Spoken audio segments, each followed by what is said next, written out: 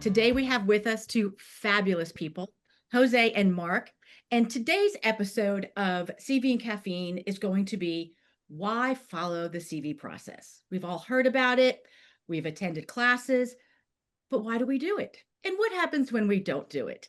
So these two fine gentlemen are going to walk us through their experience with CV, their experience seeing other folks go through the career visioning process, and we're just going to have a great dialogue. If you have any questions, just drop them in the chat and I will announce them to the team.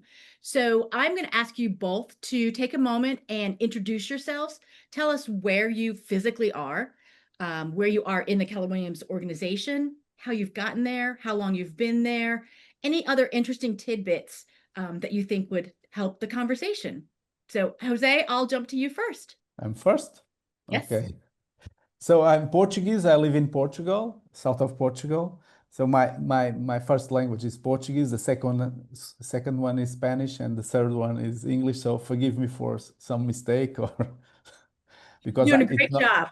Okay. So I started in real estate business in 2004, as a Remax owner. So I was a Remax broker owner from 2004 until 2014, when Keller Williams came to Portugal. When Keller Williams came to Portugal, the master franchise was launched for a former Remax owner too, and so I was very curious about what is Keller Williams, and that's the point of where the things turned to another situation, and in 2015 I decided to move to Keller Williams. So right now I have two market centers in the south of Portugal. I'm not longer have the OP role, and that decision was 4 or 5 years ago. I decided that 20 years of real estate business was enough.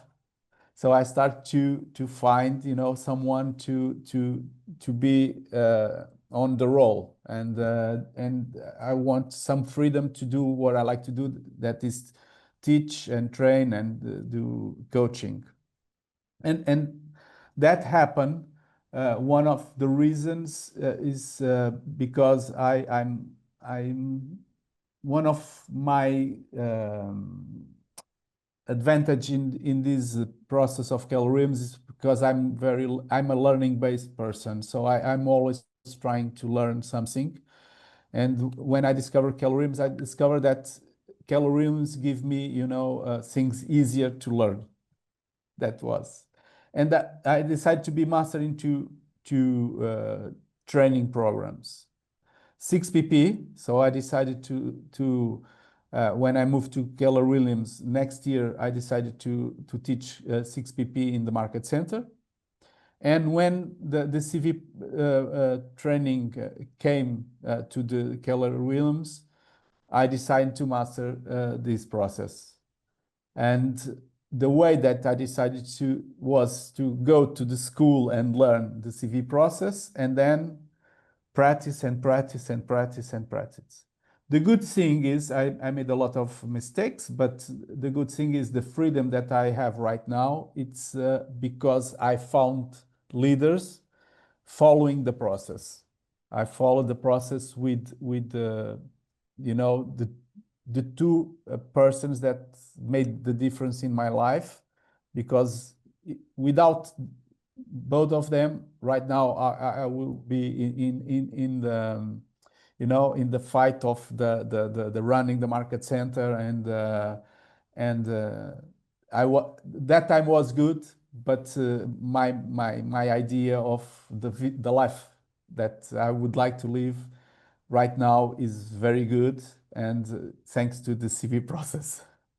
And Jose, for people that are joining us that may be new to Keller Williams, when you said the 6 PPs, you're talking about the 6 personal perspectives, right? Yes, 6 personal perspectives, sorry. And am I correct to understand that the KPA is not used in Portugal? You only use the CV process? No, We use inside the CV process, we use the disc.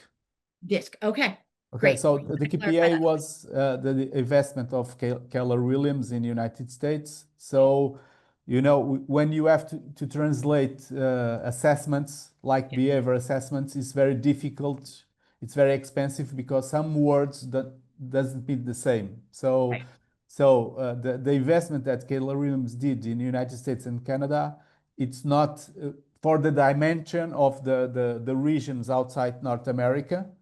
It's the cost of that is very expensive. So we use in the CV process outside North America, all of the operations we use the disc assessment to do the behavior part of the CV process.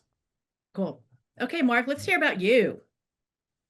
Well, Angela, I grew up in Southern California, and my goal was always to broadcast the Rose Bowl, which is a big game played on New Year's Day, a college football game.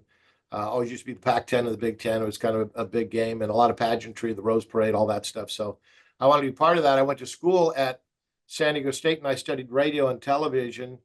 Interestingly, it's largely a business school, but it's also known for radio and television. All my roommates were business majors. I took no business courses, knew nothing about business.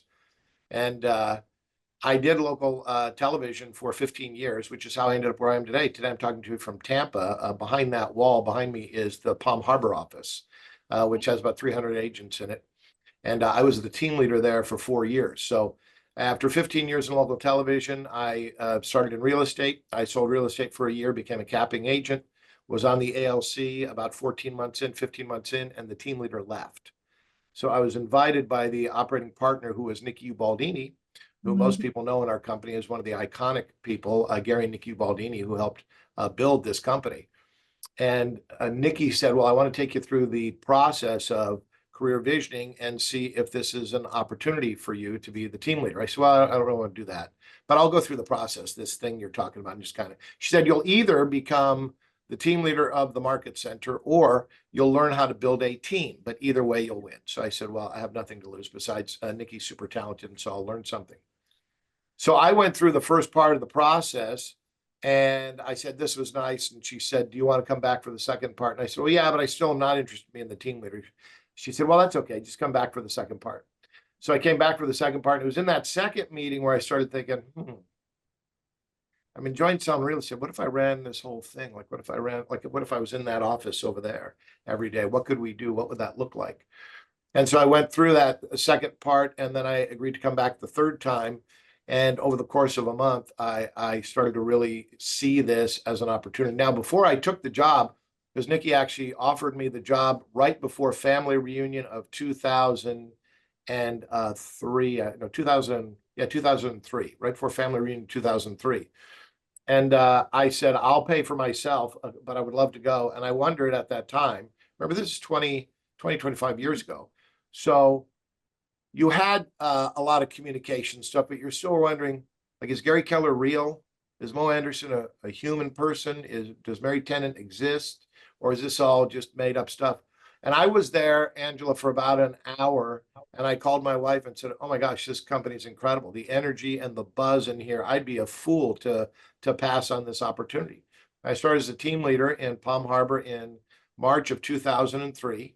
The Market Center made $293 that month. 3 years later, we were making about $500,000 in total profit. And Nicky asked me if I wanted to be in the region. So I said no. And I went to some of the regional meetings and kind of learned what that game was over time, and said, actually, that sounds interesting too. So I've been the regional director here now for, I don't know, 15 or 16 years.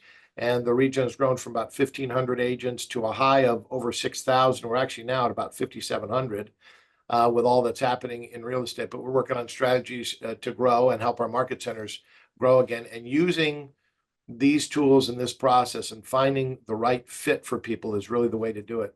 When I started as a team leader, I'll never forget that I was in the job for about 2 weeks, and the front desk quit. And I said to Nicky, hey, the front desk quit, so you need to hire someone, and answer the phone and do all that calendar stuff. And she's like, no, that's you. I said, what do you mean that's me? I'm the team leader. She goes, yeah, no, but you have to hire the person. I said, what do I know about hiring? I did radio, television.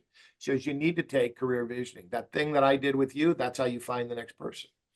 And I hated it. My wife is in human resources. She studied it at USC. She knew it. She'd say, here's how you do it. And I'd say, I know. They're trying to teach me that. I forgot to do that part. And so over time, I learned how to do it. And it went from being, oh, shoot, I've got to do this process to find the right person to, oh, goody, I get to do this because it's like I get a number one draft pick. I get to pick the best person available for this opportunity that I have, whether that's been the front desk or MCA or agent services, all of which I've hired for. Assistant team leader, I hired for that. Now in the region, I hired for operating partners. I help them to find team leaders, or at least help them through the process. Most of our OPs are looking for their own team leaders. And what's fun about it is this process is universal. It works for everything. You're just looking for different fits, but the process is the same process no matter what you're doing. So it's been enormously helpful for me along my Keller Williams journey. Awesome. So one of the things I heard that both of you said was somebody led you to the process. So somebody basically gave you the gift of, and Mark, even though you kept saying, I don't want it, you kept coming back. And so I think it's really important for people to know that this isn't a normal process of hiring. So you're pouring into somebody and you're giving them a gift. Talk to me about, Mark, you referenced having an opening and trying to fill that opening, but wouldn't it be great if you had a bench of people? And so do either of you keep a bench of people? Do you teach people how to keep a bench? Jose, do you know what I mean when I reference? Okay, I wanted to make sure that was translating to your people. Talk to me about that. Do you guys do it? Do you jump into an Uber and like the person and say, hey, give me your email, I want to KPA you? Because I've heard people doing that before. So yeah, I can start that. I would just tell you, yes, you should always be looking for talent. What you realize if you're following the Keller Williams models and systems is that if you're succeeding in one place, you'll have a next opportunity, whether that's going from being a single agent to being a mega agent, or whether it's going from being a mega agent to an OP, or you can do anything, right? And they're all good roles. You can stay a single agent and be a massively successful business person, just selling by yourself, or you can add certain pieces of help. Here's what I would say on that. Yes, we're always looking for talent and we're always looking for a bench. I really think of it as we're always looking for the next leader and the next opportunity for them. People who are talented generally don't sit on a bench waiting for you, right? But you might have to meet with them several times, over a course of a couple of years. There have been people that haven't done anything for 2 years. Then in the third year, they say, hey, now I might be interested in that opportunity. So in that sense, yes. But it's a little bit of a moving target. You should do it, I would think of it just like I think of my database of buyers and sellers. I have a database of humans here, and I know some people have talent for that guy could be a good team leader someday. She could be a good OP someday. And I'm just continuing in that relationship so that if an opportunity comes up, I might be able to put that person in that spot.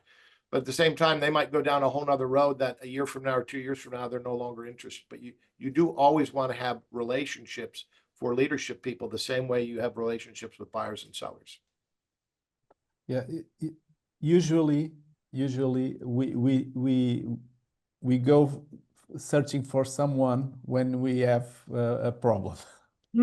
Someone lose the company, someone had an opportunity, and what this process gives you is a tool to always be searching for someone, even if you don't need right now. So. But the reality is, because we have always every day lots of challenge. So we look to, when hiring someone or hiring talent, we don't is the first thing that we have to do every morning, and because it's like this. So in the perfect world doesn't exist. So we have to hear 1, 2, 3, 100 times that go for talent, create a bench, and even when we know, we sometimes struggle because we're not seeing when we have the person or we have the role to give to the person. But one of the things that I discovered is that if you block some of your time to search for talent, your life will be easier when you lose someone or you got a new opportunity for another one. So the reality is it's not the first goal because we have a lot of things that have a time, we have to resolve this, we have to resolve that. And the good thing is, as a database, as Mark said, as a real estate agent have to create a database, we have to create some way to have to find talent or to be asking for talent. One of the things that I like to do every time when I talk with someone is, do you know someone that I should know? Mm-hmm. That's great. So last week I was talking in KW São Paulo in Brazil, and in the real meeting I told to the regional OP this, and then he said to me, "Oh, Jose, that's great. So, do you know someone that I should know on alive?"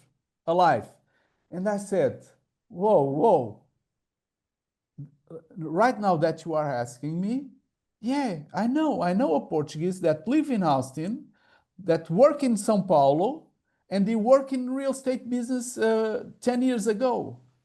I'm going to give you the contact. You have to know him because probably he knows someone to São Paulo region.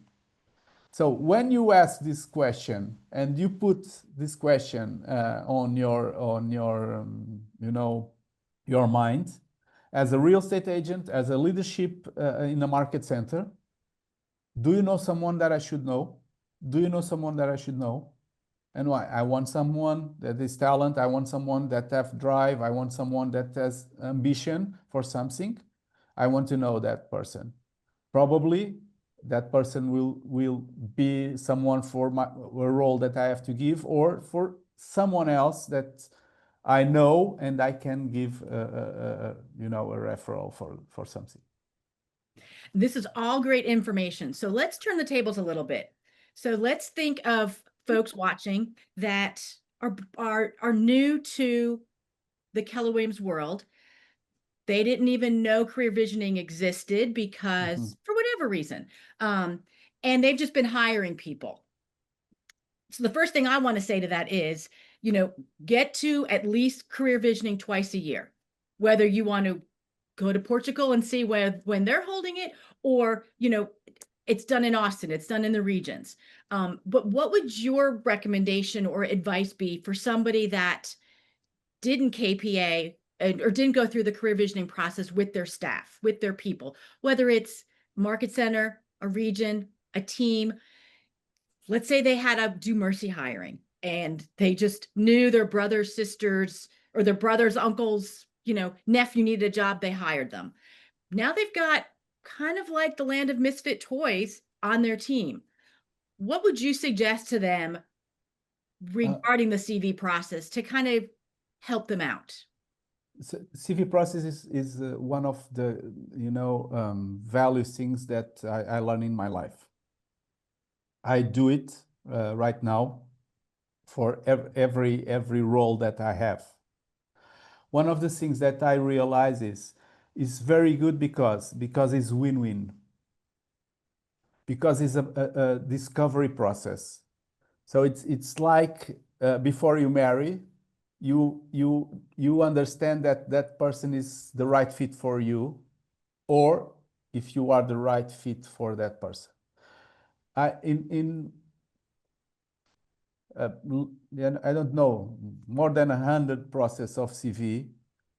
In all of them, one thing that the other part told me, was wonderful for me. I never had in another process like this.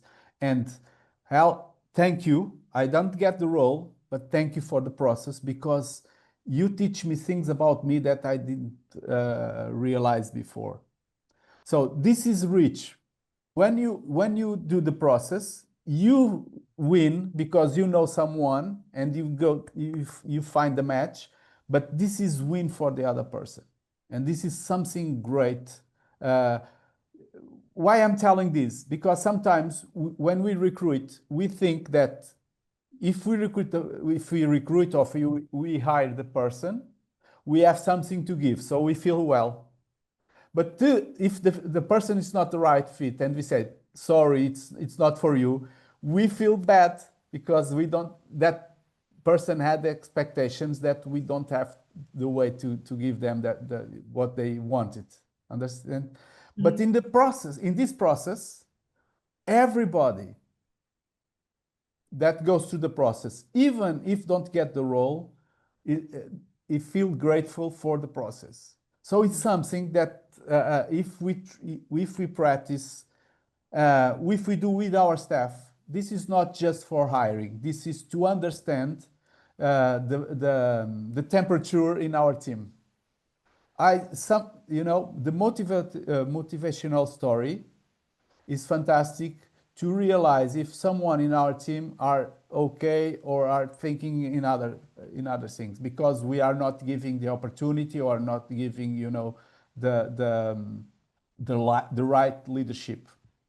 So the CV process is very good for retention.